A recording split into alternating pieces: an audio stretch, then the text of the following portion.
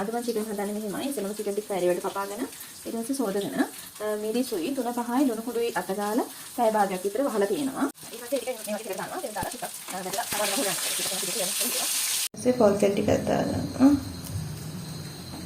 සුදු රෝල් ටිකක් දාගෙන සුදු රෝල් පොට්ටක් එක දානවා.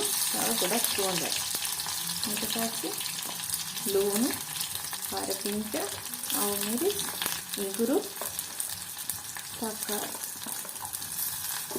මේක ඔක්කොම අnder දාලා ටිකක් වෙලා කරනවා. ඒකටම අපි තෙල් එකටම 3-5යි මිරිස් පොඩි ටික. ඊට පස්සේ රසාන ලුණු දානවා.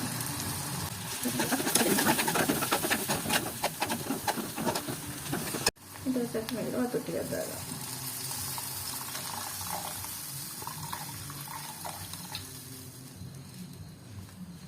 මේක ටික තැඹුණා. අපි වැදගත් චිකන් ටික මේකට දානවා. ටිකක් වෙලා වහලා තියනවා තව. ඔන්න අපේ චිකන් කරිය හදලා ඉවරයිද? වීඩියෝ එක හොඳ නම් subscribe පාරක් දාගෙනම යන්න.